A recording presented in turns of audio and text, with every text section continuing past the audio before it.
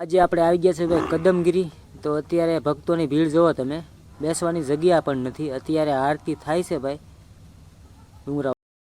તો સૌરાષ્ટ્રમાં પ્રથમ હોળી દહન અહીંયા થતી હોય છે દર વર્ષે, અને ભાવિક ભક્તોની ભીડ પણ અહીંયા બહુ હોતી હોય છે ભાઈ, ટ્રાફિક હોતી હોય છે દર વર્ષે। અને ભક્તો અહીંયા એટલા દર્શન કરવા આવે ને એટલી ટ્રાફિક જ બહુ હોય। અંદાજે 50-60 કિલોમીટરની અંતર ઉપર દેખાતી પણ હોય છે આ હોળી, ત્યાંથી લોકો પણ દર્શન કરી શકે છે અને અહીંયા પણ આવે છે, અને ભાવિક ભક્તોની ભીડ પણ બહુ રહેતી હોય છે। અને ભાઈ દર વર્ષે આ રીતની ટ્રાફિક અહીંયા રહેતી હોય છે। આજે પણ આપ નિહાળી શકો છો કેટલી ટ્રાફિક છે, જો તમે કેટલી ટ્રાફિક છે આજે પણ। જો સામે પણ બહુ જ ભાવિક ભક્તો ઊભા છે, ત્યાં પણ ટ્રાફિક એટલું છે, અને આ બાજુ પણ એટલું ટ્રાફિક છે। તો આ રીતની ભાઈ અહીંયા ભાવિક ભક્તો દર્શન માટે આવતા હોય છે દર વર્ષે। ખાસ કરીને ચેનલમાં પહેલી વાર હોય તો સબસ્ક્રાઈબ કરવાનું નહીં ભૂલતા નવા અપડેટ જોવા માટે। તો આગળ જોઈએ આપણે, ટ્રાફિક જ છે। અને ભાઈ હોળી દહન થવાનો સમય અંદાજે 7:15-20 હશે। તો તમે બધા હાથ ઊંચા કરે છે અને કમળાઈમાંની જય બોલાવે છે, એટલે થોડીક જ વારમાં હોળી દહન થશે। તો આપ સૌ વિડીયોમાં બન્યા રહેજો, તમને પણ દર્શન કરાવીએ અને અમે પણ દર્શન કરીએ ઘર બેઠા। તો વિડીયોમાં બન્યા રહેજો આગળ। અને હજી ભાઈ છે ને ટ્રાફિક થશે, હજી આટલી અહીંયા ભાવિક ભક્તો છે ને હજી પણ ટ્રાફિક થશે, હજી થોડીક વાર છે કે નહીં, કે હજી બહુ લોકો દર્શન માટે આવતા હોય છે અહીંયા, એટલે ટ્રાફિક હજી બહુ થઈ જશે। અને ભાઈ અહીંયા છે ને દર વર્ષે લચ્છી ચાલુ હોય અને પ્રસાદ પણ ચાલુ હોય દર વર્ષે, એટલે અહીંયા લચ્છી પણ ભાવિક ભક્તો પીવે અને પ્રસાદી લઈને પણ જાય ભાવિક ભક્તો। અહીંયા આવે અને ફરજિયાત ભાઈ પ્રસાદી લઈને જ જવાનું, અને લચ્છી પણ લચ્છીનું વિતરણ પણ ચાલુ હોય છે।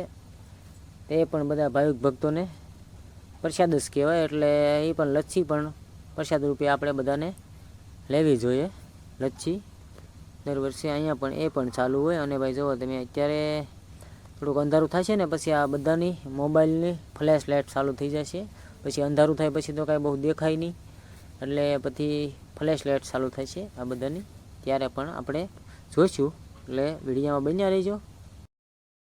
તો અત્યારે જુઓ તમે બધા વરાજા ફેરા ફરે છે, આ રીતનું હોય છે અહીંયા। અને આ કમળા ઉતાણી એની ફરતી પ્રતીક્ષા કરે છે બધા। અને આની અંદર ભાઈ કપાસિયા પણ બહુ મોટી વિશાળ જગ્યામાં હોય છે। એ કપાસિયાનું પાછળનું કારણ હોય છે કે ભાઈ કોઈને કપાસી પગમાં થઈ હોય ને, તે માનતા અહીંયા રાખે ને તે કપાસી પણ સારી થઈ જાય, તેને સારી થઈ ગઈ હોય એ બધા અહીંયા કપાસિયા લઈને આવતા હોય છે, એવું હોય છે। અને કપાસિયા પણ બહુ જાજી જગ્યામાં અંદર હોય છે।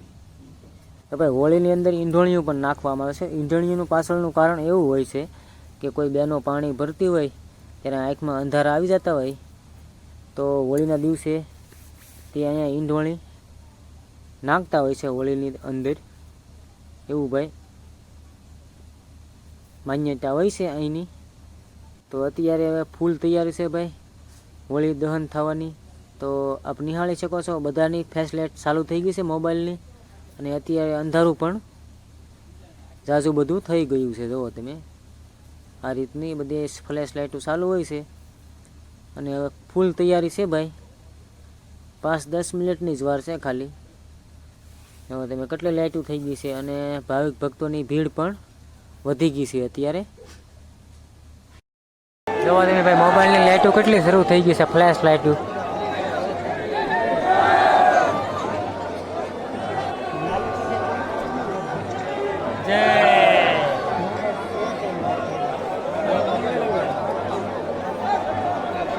સામે ઓલા ભાઈ દેખાય છે ને ત્યાં, એ આડા પડે છે, હવે દેખાય છે તમને।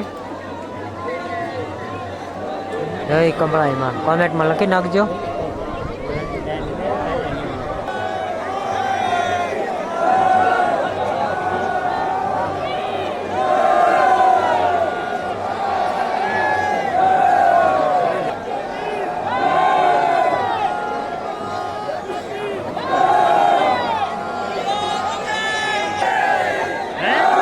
તો ભાઈ ફૂલ સમય થઈ ગયો છે અત્યારે અને હોળી દહન થાય છે. આપ નિહાળી શકો છો તો હોળી દહન થઈ ગઈ છે ભાઈ.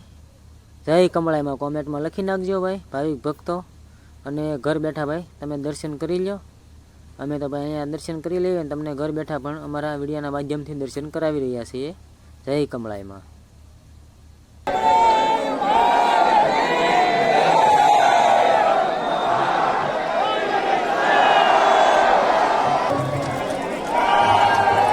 કોમેન્ટમાં જય કમળાઈમાં લખી નાખજો. ટ્રાફિક છે દર્શન માટે એટલે અહીંથી તમને હું દર્શન કરાવી દઉં. જો તમે ટ્રાફિક કેટલી છે અંદર. અને અહીંયા મંદિર બને છે તે મંદિર છે કમળાઈ માનું. તમે ટ્રાફિક જોવો તમે કેટલી છે, એટલી ટ્રાફિક છે બહુ.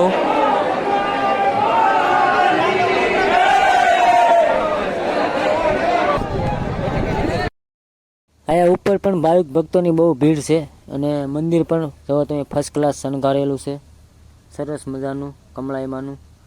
આ નવું મંદિર છે. આપણે જે ભોજનાલય છે ત્યાં જ પણ ટાઈમે રાખેલો છે.